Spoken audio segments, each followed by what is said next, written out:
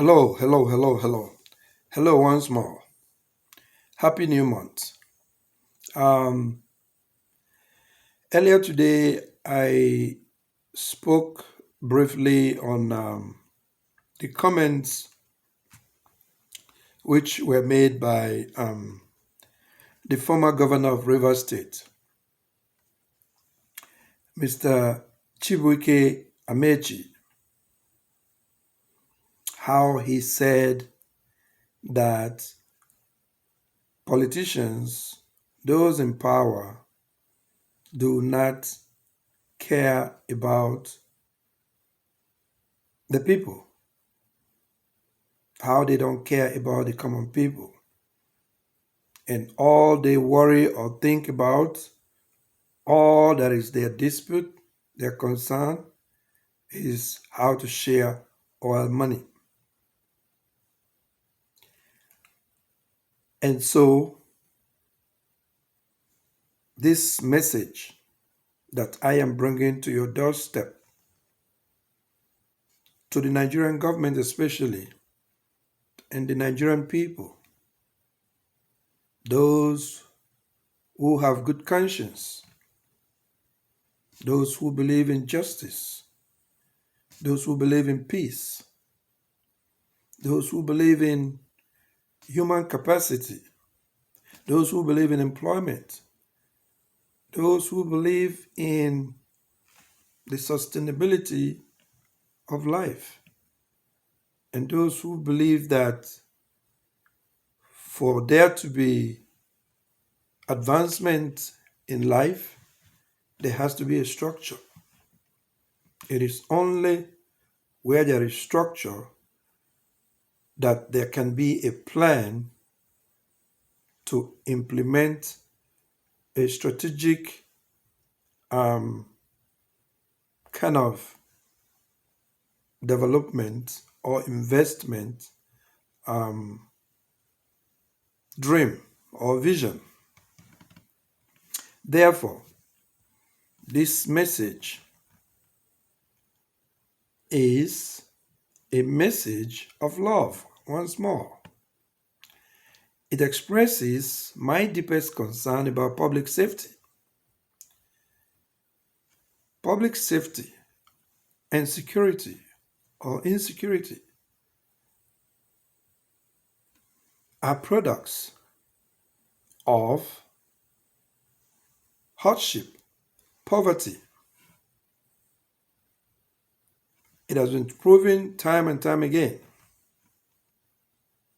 by scholars, institutions, government sponsored research, and all of that. And so it is linked especially to hardship and hunger, which is caused by the lack of employment. Employment is a smart way of making money, money that would enable you to start and manage life until maybe, as the case is with some people, they advance, they'll be able to create their own business or do some other things that would help their life kind of blossom or grow beyond when they started. And so it is also as a result of the lack of money. Money comes from employment, money comes from investment, money comes from like when you are able to go to work, to have employment, and get paid either bi-weekly, monthly, or weekly, as the case may be. So it is as a result of lack of money, lack of employment, lack of money for entrepreneurship, because you need money to be able to create business, whether it is small, medium size, or large scale business. And of course, this is also as a result of lack of access to quality health care, quality and affordable health care, because health is life. Where there is no health, there will be no proper state of mind to look for work, to create business. And even though you have a job or you have a business, you will not be able to successfully manage a business except you delegate responsibility to others. But in this context, my concern is tailored toward these issues: the lack of access to quality health care, quality and affordable health care, quality education that covers science and technology, and other opportunities made easy and smooth with modern technology, modern infrastructure development, whether it is road, whether it is rail, whether it's air, you name it. But the focus tonight, of course, is that when you look at the situation I have cited and the conditions above, it becomes more troubling and devastating when thinking about the oil rich Ogoni region in Niger Delta, which has given all it has in terms of its contribution to the economic, political, and socio-cultural development of Nigeria, but got nothing, practically nothing back for 35 years of aggressive yet reckless oil production by Shell, NNPC, Chevron, and others, backed and protected by the Nigerian state. The result of such recklessness and conspiracy to pollute, degrade, and destroy the Ogoni environment and economic life is the current and decades of socio-economic desolation of the land. But after rain, they say, comes shine, and after storm comes calm. Everything that has a beginning should and must have an end. There is hardly any disagreement or conflict that does not have a solution. And that is where the parties involved are honest to themselves and open to dialogue and negotiation, capable of bringing about cooperation and compromise.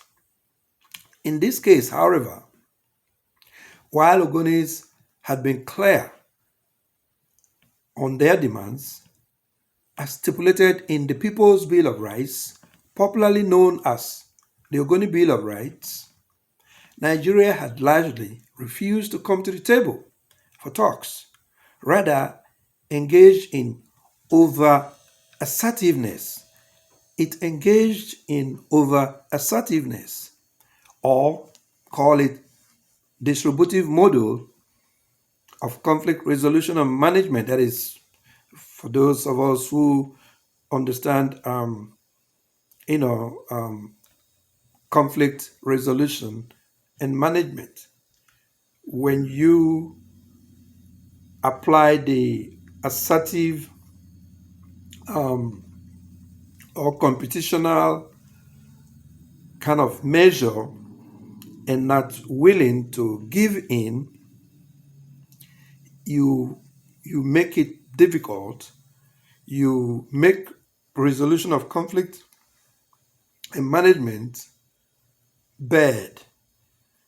You make it impossible, or you rather make it a win-lose outcome. which in this situation, in this circumstance, places Ogoni in a disadvantaged position because Nigeria is a state, it's a country. Even though Nigeria is no longer taking oil, extracting oil from Ogoni, it is still producing oil in other parts of Niger Delta. And now I think there is some quantity of oil in, I think it's Ondo State or and Lagos State and maybe Imo State and some other states that are in the east. And so Ogoni is placed in a disadvantaged situation when such uncooperative attitude or approach is is a result. This has not been good for the Ogoni people, as I have said. And of course, Ogonis turn around and adopted the protective approach, which is the lose-lose.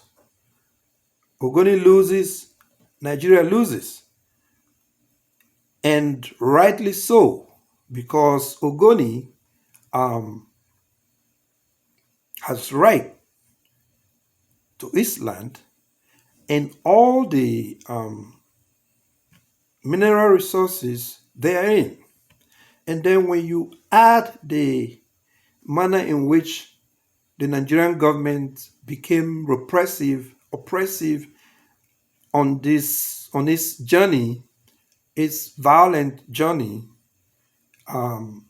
against the Ogoni people, it makes the approach the Ogoni people use valid, because you cannot continue to see a people only to be good for exploitation, pollution, and death, and not for development, not for the political autonomy that they have righteously demanded.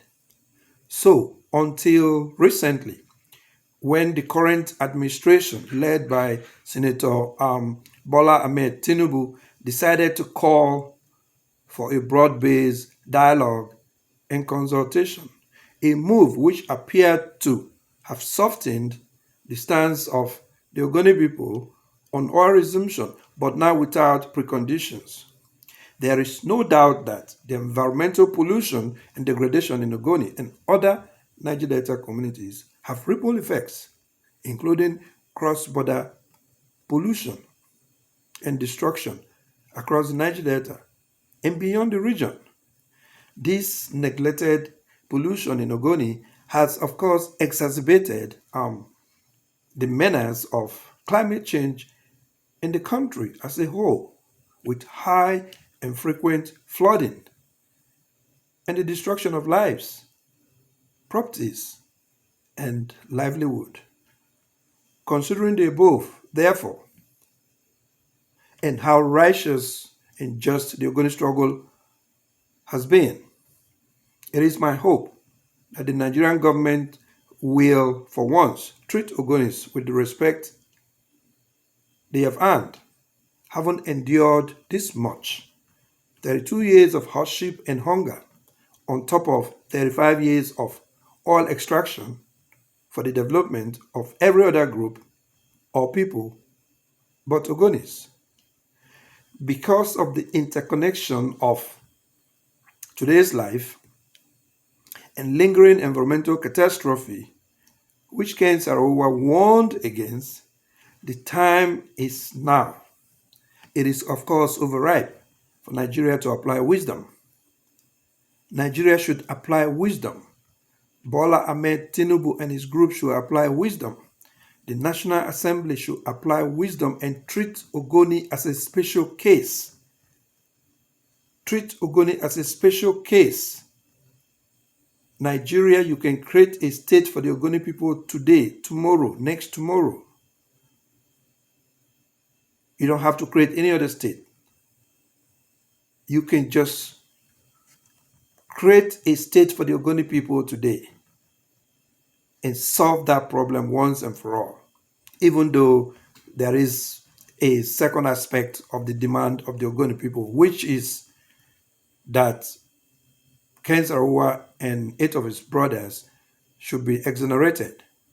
After a thorough review of the Kangaroo Tribunal's decision, which unjustly and unfairly tried them and ordered their execution. Of course, it was a predetermined tribunal. It was a predetermined outcome because the Nigerian government then took forever to even come to trial because as the information, was out there, the government tried to get people to participate in the case, like the judges and the lawyers, but it was difficult. So it took them time. And of course, there was nothing to charge because, of course, Saro-Wiwa was not there.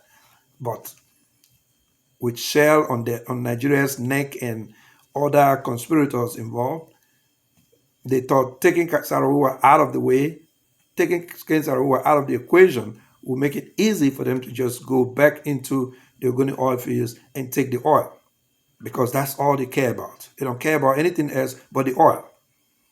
And the saddest of it all is that the Nigerian government, up to this day, as I speak, has no accurate count in terms of the quantity, the barrels, number of barrels of oil per day that is being mined in the country. That means the Nigerian government itself is not serious in terms of oil production. It's only interested in the money. Any peanut that is given to the Nigerian government, the government is satisfied. And then those in power will share the money. And very little or nothing will go to the people for development that Ogoni would not even get. All other people will get it, but Ogoni people will not get it. Yet Ogoni has given 35 years of his oil to the Nigerian government and got nothing back. Therefore, the method Nigeria has been applying all these years, trying to pitch the Ogoni people together and all other anti-people measures, should stop. It is time for Nigeria to apply wisdom. It is time Nigeria should apply wisdom in dealing with the Ogoni matter. It is time. And it's, of course, overripe time. It is long overdue to stop the grandstanding, the unproductive, counterproductive grandstanding, and prove that it understands conflict resolution and management, especially that it has the desire and ability, capacity to resolve the long-standing conflict between her and Ogoni.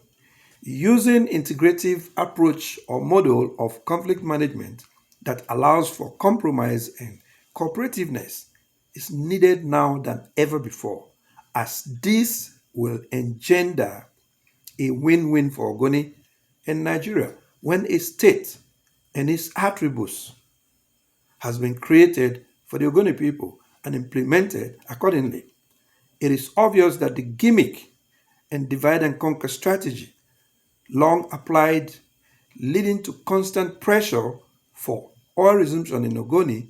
Even as I speak, there is constant pressure, noise about oil resumption every day, every corner, whether it is entire local government, whether it is the recent information we read recently about a pipeline maintenance or whatever company resolving a conflict between warring parties in Bodo, make them feel good about oil resumption in Ogoni, as if Bodo is the only community in Ogoni, All right. I mean, I haven't heard of such warring factions in Bodo, but Ogoni is a collective. If there was any disagreement and it's being resolved, it's a good thing. But whoever is ramping that into oil resumption should be very careful. They should stop overheating the polity and talking about oil resumption all the time. It shouldn't be all about oil resumption. It should be about the people. It should be about respect for the people. It should be about what the people will get from all of this noise. Because 35 years of oil production show the Ogun people what they should know already. Therefore, the issue of oil production resumption in Ogoni should not be something that people, companies, entities, government officials should be just ranting about carelessly. Lives, blood, innocent blood have been spilled. Communities have been chartered, displaced. There has been no development in Ogoni since the struggle started in 1993. Yes, HyPrep is trying to clean up, but it is yet to be seen. We're watching. So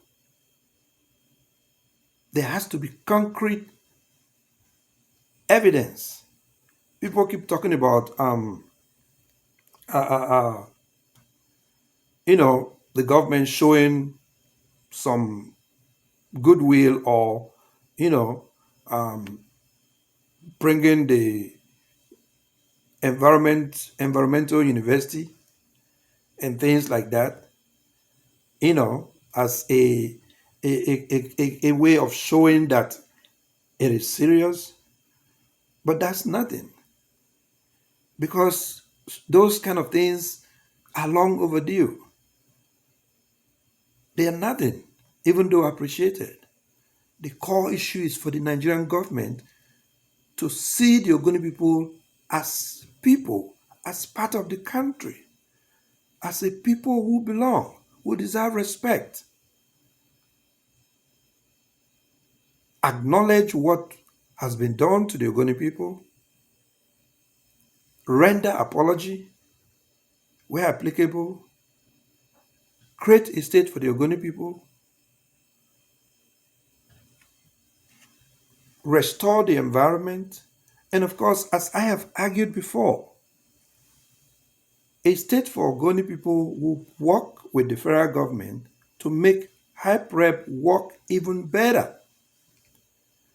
A state for Ogoni will also work with the federal government and whatever oil company to prevent oil spills, pollution, and when they occur, because oil spill and pollution happen to be part of oil production, there would have been the structure, the resources needed to intervene before things get out of hand. In today's oil production in Nigeria, oil spill can happen, and for weeks, the oil company responsible for that facility has not been there. It's not going to be that. That's not going to be the case. That's why a structure for Ogoni is needed to be able to partner with these oil companies and the federal government of Nigeria, any other entity that will be involved. So we have to make sure that what happened in the first 35 years don't happen again. That's what these companies, entities, the federal government of Nigeria should be thinking about, and not all the time talking about oil resumption, oil resumption, oil resumption. And you are not mapping any strategy as to how the bad things that happened before will not happen again. how you will resolve the issues that you have created as a result of oil production, how you would assuage the suffering of the Ogoni people. You know, you don't have any such plan. But I am hoping that Mr. Tinubu and his team, the National Assembly, and all other stakeholders will see the importance and the benefit of conflict resolution. And once this conflict has been resolved, I bet you your name shall be written in gold and you will be referenced anytime when it comes to long-standing conflict that was resolved and properly managed. So do it now, and you shall be glad you did. Thank you very much. Ben Ikari.